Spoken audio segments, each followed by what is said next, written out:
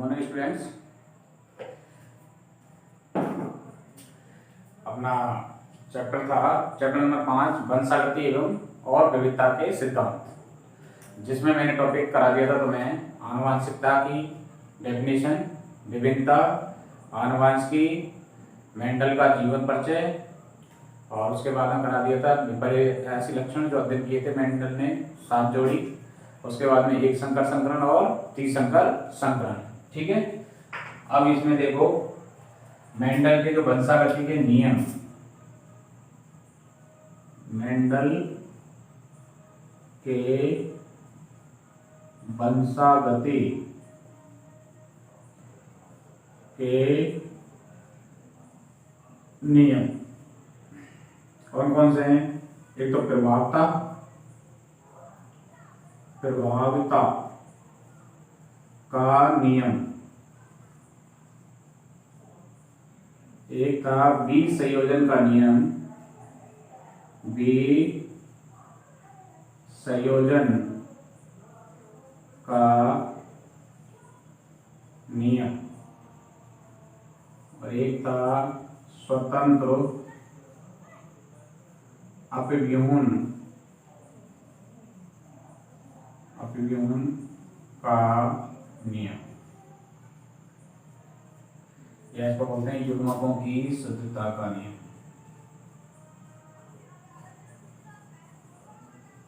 शुद्धता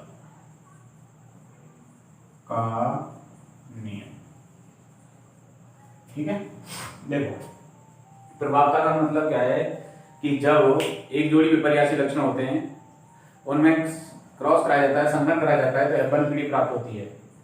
एपल पीढ़ी में जो लक्षण प्रकट होते हैं उन्हें प्रभावी, और जो छिपे हुए होते हैं जो अपना प्रभाव प्रकट नहीं करते उन्हें अप्रभावी। तो इससे आधार पर जो नियम था उसे हम क्या कहते हैं? प्रभावता का नियम। जैसे कैपिटल टी लंबा, और हो गया बोना। ठीक है, लंबे का टी टी, बोने का स्मॉल टी। इससे युग्म बनेंगे टी वाले, इससे भी युग्म बनेंगे स्मॉल टी। इससे जो पीढ़ी प्राप्त होगी वो कौन सी होगी? F1। कौन सी होगी? F1।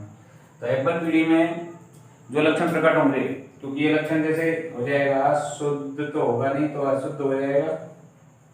अशुद्ध क्या होगा? लंबे। तो यहाँ बोने प्राप्त नहीं हुआ, क्योंकि यहाँ ये प्रभावी लक्षण है और ये अप्रभावी है। प्रभावी लक्षण ने अप्रभावी को क्या कर रखा है? प्रभाव को संगमित कर रखा है, दबा रखा है। तो प्रभावी लक्षण ही क्या हो रहे हैं? अप्रभावी नहीं हो रहे। तो ये हो जाएगा प्रभावता का नियम। बीज संयोजन का नियम है युग्मकों की शुद्धता का नियम। इसमें क्या है? एक जोड़ी विपर्यासी लक्षणों का क्रॉस कराया जाता है तो F1 पीढ़ी प्राप्त होती है।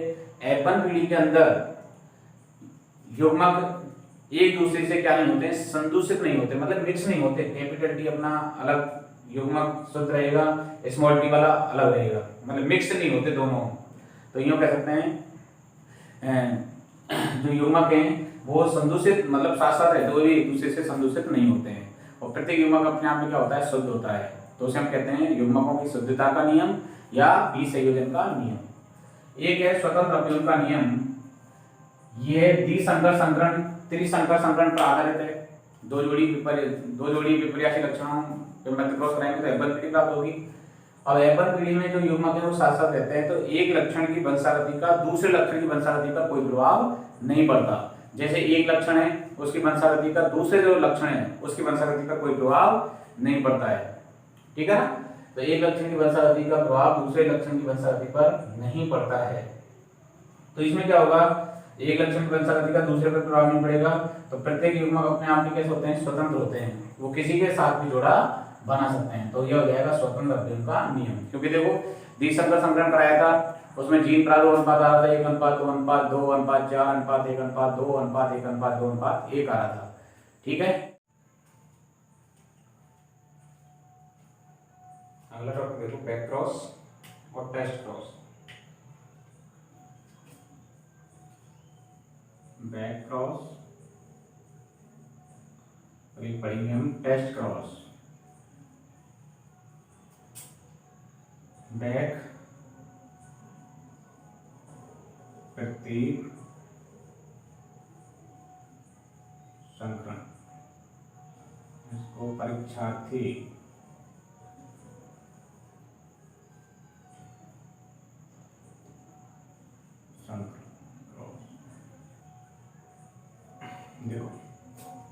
बैक क्रॉस क्या है कि जब एक जोड़ी विपर्यासी लक्षणों में क्रॉस कराते हैं तो F1 पीढ़ी प्राप्त होती है, या दो जोड़ी विपर्यासी लक्षणों में क्रॉस कराते हैं तो F1 पीढ़ी प्राप्त होती है। F1 पीढ़ी का क्रॉस जैसे देखो कैपिटल टी स्मॉल टी, ठीक है। तो ये जनक है, जनक के लिए ये क्या हो जाएंगे युग्मक कैपिटल टी, इसका कौन सा हो जाएगा स्मॉल टी, इसका प्रोसेस से करवा दो कैपिटल टी स्मॉल टी, कौन सी पीढ़ी प्राप्त हो गई F1। ये कह सकते हैं एक जोड़ी विपर्यासी लक्षण क्रॉस कराया जाता है तो F1 पीढ़ी प्राप्त होती है। अब देखो ये प्रभावी लक्षण है, ये कौन सा है प्रभावी। दोनों कैसे हैं, ये भी युग्मक कैपिटल टी संयुग्मजी, स्मॉल टी संयुग्मजी, कैपिटल टी स्मॉल टी संयुग्मजी, ये प्रभावी संयुग्मजी, इसे कहेंगे प्रभावी संयुग्मजी। तो जब F1 पीढ़ी का क्रॉस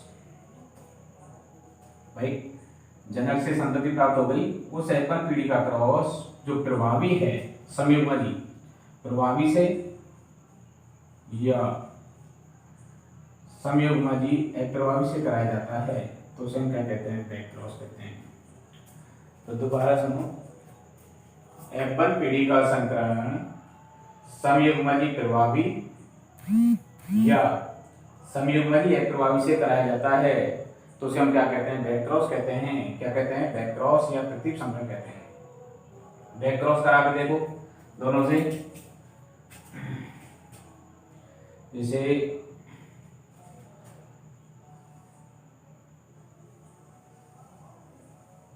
F2 पीढ़ी को कैपिटल टी स्मॉल टी तो है ही है,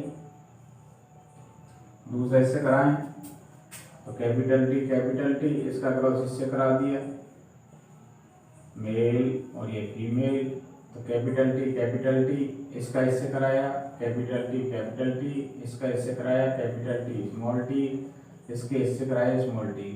तो दो तो हो गए कैसे लंबे और दो तो हो गए कौन से शुद्ध लंबे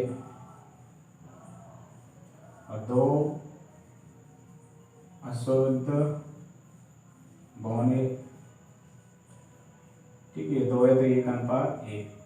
तो वे लक्षण जो बाहर से देखते हैं उन्हें क्या कहेंगे लक्षण प्रारूप। तो लक्षण प्रारूप अनुपात कितना हो जाएगा इसका 1:1। ये होता है जीन प्रारूप, कितना हो जाएगा 1:1। लंबे कोने और लंबे कोने बाहर से देख रहे हैं तो जीन प्रारूप अनुपात 1:1 और लक्षण प्रारूप अनुपात 1:1 एक संकरण के लिए। अब यदि इससे कराएं तो इससे कराओगे तो क्या आ जाएगा capital T small T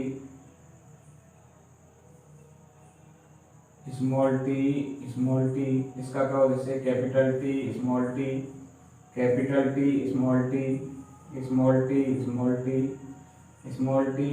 T. ये कैसा है इन दोनों अशुद्ध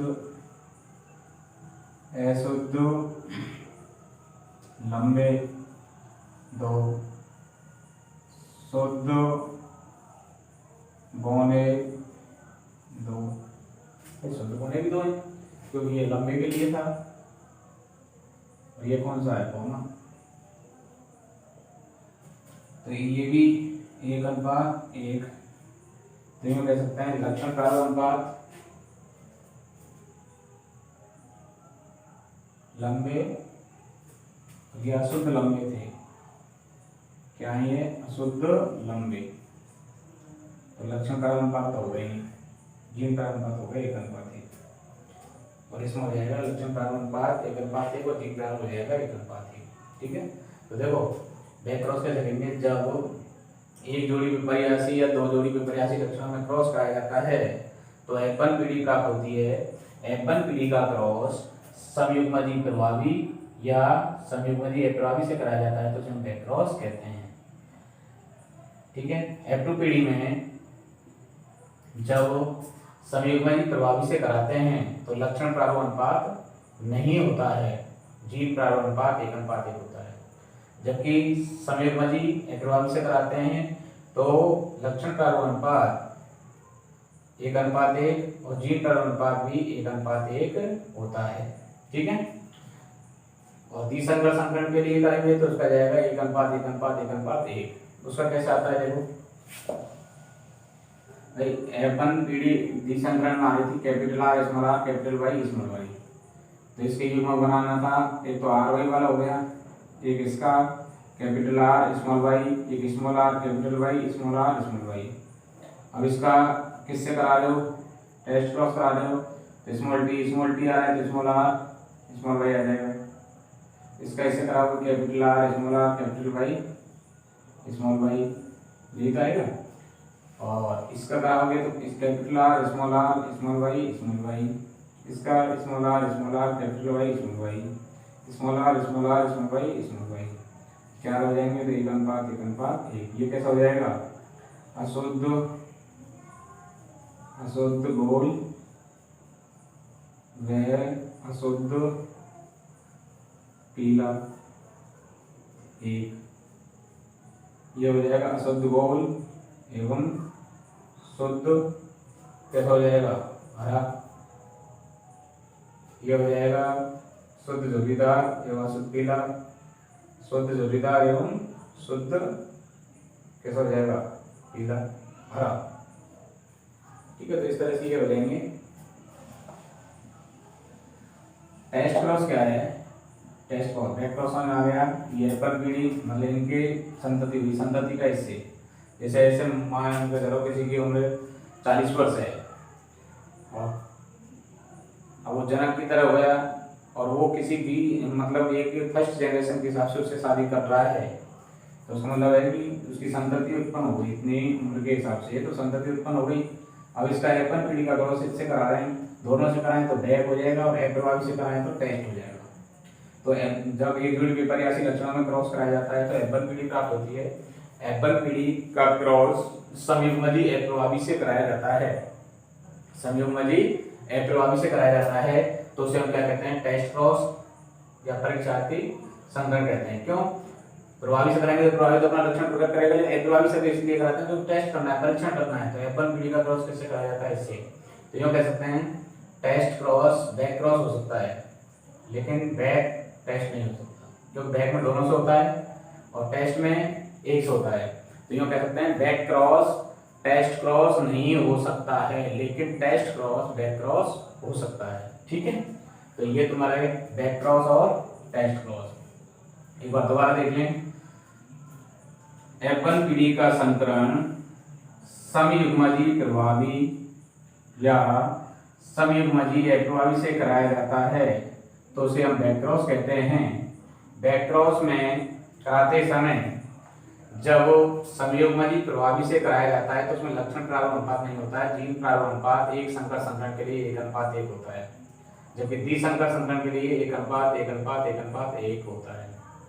जबकि संयुग्मजी अप्रभावी से करा रहे हैं तो उसमें लक्षण प्रारूप अनुपात 1:1, एक संकर संकरण के लिए और जीन प्रारूप अनुपात भी 1:1 आएगा, लेकिन द्विसंकर संकरण के लिए 1:1:1 लक्षण प्रारूप और 1:1:1 ही जीन प्रारूप होगा। ठीक है, तो यूँ कह सकते हैं बैक में दोनों से होता है, इससे और इससे, लेकिन टेस्ट में किससे होता है, सिर्फ इससे।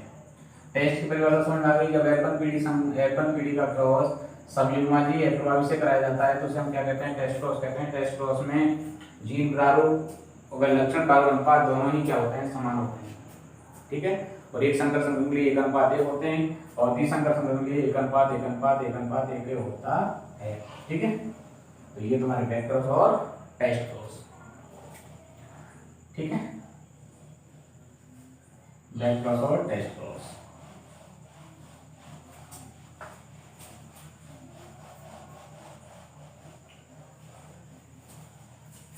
आगे देखो, मेंडल के अपवाद। मेंडल के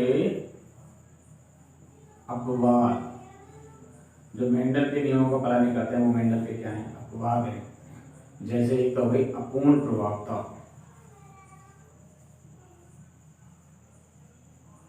प्रभावता प्रभावता, ठीक है।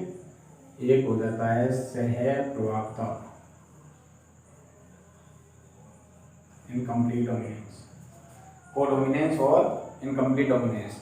अपूर्ण प्रभावता में क्या होगा कि जो एक लक्षण है, एक जो लक्षण है उस जैसे दूसरे पर पूर्ण रूप से क्या होते हैं, एक तरह से जो प्रभावी लक्षण है वो अप्रभावी को पूर्ण रूप से दबा नहीं पाता, तो एक तरह से उसमें कैसा रह जाता है, वो अपूर्ण रह जाता है, तो इसलिए इसको कहते हैं अपूर्ण प्रभावता। एक जर्मनी का पॉल कॉरेंस नाम का वैज्ञानिक था, उसने मिराबेलस जलापा, स्नैपड्रैगन जैसे पादपों का क्या किए थे, प्रयोग किए थे, और उन्होंने देखा कि एक लाल पुष्प और सफेद पुष्प, कौन से, लाल पुष्प और एक कौन से लिए, सफेद पुष्प, लाल पुष्प और सफेद पुष्प। तो जनक के लिए क्या ले लेंगे, लाल के लिए आर, सफेद के लिए स्मॉल आर। अब इस युग्मक बनेंगे, एक तो कौन सा बन जाएगा, कैपिटल आर, ये हो जाएंगे स्मॉल आर। कौन सी पीढ़ी प्राप्त होगी, F1, इसका क्रॉस इससे करवाओगे, capital R small are, F1 पीढ़ी प्राप्त हो गई। अब क्या हुआ कि जो प्रभावी थे वो अप्रभावी को पूर्ण रूप से दबा नहीं पाए, इसके मतलब एक तरह से हम कह सकते हैं इनकम्प्लीट रह गई, ना तो यही आ पाए ना ये। प्रभाविता का मतलब है प्रभावी, अप्रभावी मतलब प्रभावी लक्षण था वो अपना प्रभाव प्रकट पूर्ण रूप से कह सकते हैं एक तरह अप्रभावी को दबा नहीं पा रहा है, तो ये प्राप्त हो गया था कैसा, गुलाबी पुष्प, गुलाबी पुष्प। एप्पल पीढ़ी में कैसे हो गए थे, गुलाबी पुष्प। इसके बाद में अगली पीढ़ी प्राप्त हुई थी कौन सी, F2 पीढ़ी में जैसे हम ये चेकर बोर्ड के हिसाब से कर सकते हो, स्व परागण करवाते हैं इसमें, तो ये नर के लिए और ये मादा के लिए युग्मक, तो capital R small R, capital R small R. इसका क्रॉस इससे करवाओगे तो आर, इसका ऐसे करवाओगे कैपिटल आर स्मॉल आर, इसका ऐसे करवाओगे कैपिटल आर स्मॉल आर, इसका ऐसे करवाओगे स्मॉल आर।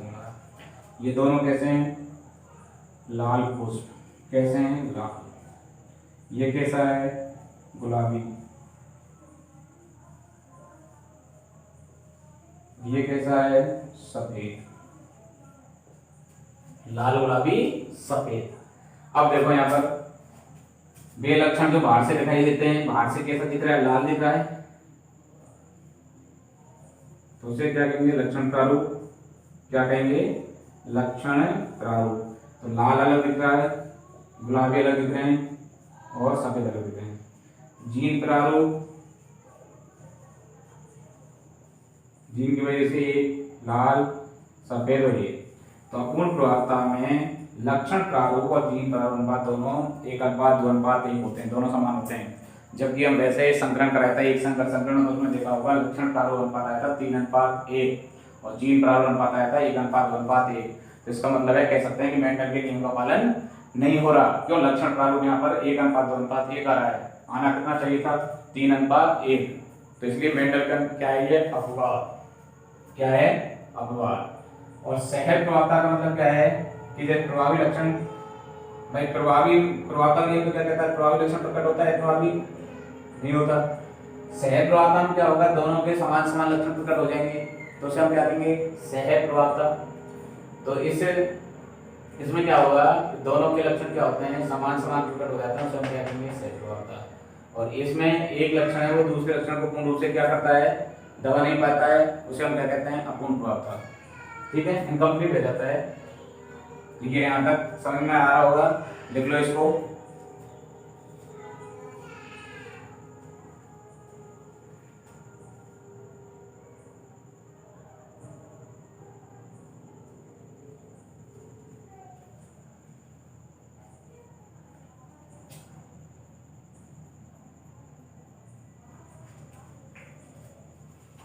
उतार लो।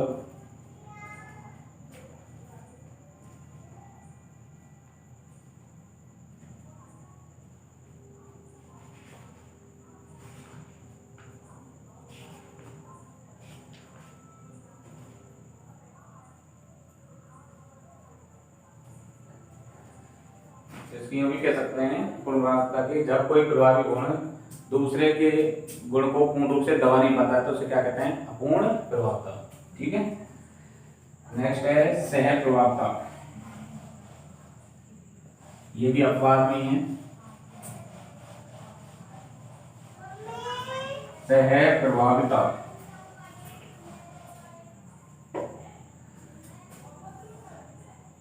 सह प्रभाविता। देखो इसमें यूं कह सकते हैं सह प्रभाविता में दोनों के लक्षण लें, एक तो क्या है लाल, लाल सांड ले लिया लाल के रूप में तो, और सफेद क्या ले ली, गाय ले ली। ठीक है, और लाल सांड को हम किसी से शो कर सकते हैं, इसको आर से कर दिया, इसको सफेद को स्मॉल आर से कर दिया। ये जनक के लिए हो गए, क्या बनेंगे युग्मक, कैपिटल आर स्मॉल आर, कौन सी पीढ़ी प्राप्त होगी F1। इसका क्रॉस इससे करवा दो, कैपिटल आर स्मॉल आर। तो यहाँ पर कैसा हो गया था, चित्त कब्र संतान हुई थी, चित्त कब्र बछड़ा जो उत्पन्न होते चित्त कब्र हुआ। अब क्या हुआ था, F1 पीढ़ी के बाद में कौन सी पीढ़ी प्राप्त करनी है, F2 होती है। कौन सी होती है, F2। तो कैपिटल आर स्मॉल आर, ये मेल के लिए, ये फीमेल के लिए, कैपिटल आर स्मॉल आर। इसका क्रॉस इससे करवा दो आर आर, इसका इससे कैपिटल आर स्मॉल आर, इसका कैपिटल आर स्मॉल आर, इसका इससे स्मॉल आर आर हो गया। तो ये कैसा है, लाल, कैसा साउंड है, लाल। ठीक है, ये कैपिटल आर स्मॉल आर कैसा है, चितकबरा, कैसा है, चितकबरा। और ये कैसा है, सफेद। तो लाल सांड एक, सफेद चितकबरे कितने हो गए, 2, और सफेद कितने हो गए, 1। तो इसका जीव प्रारूप अनुपात सह प्रभावता के लिए 1:2:1। और लक्षण प्रारूप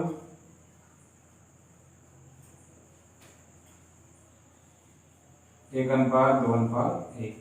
तो सह प्रभावता में भी लक्षण प्रारूप अनुपात 1:2:1 और जीव प्रारूप भी 1:2:1। इसमें सह प्रभावता में ABO रुधिर की वंशागति का उदाहरण भी दे सकते हैं। जैसे देखो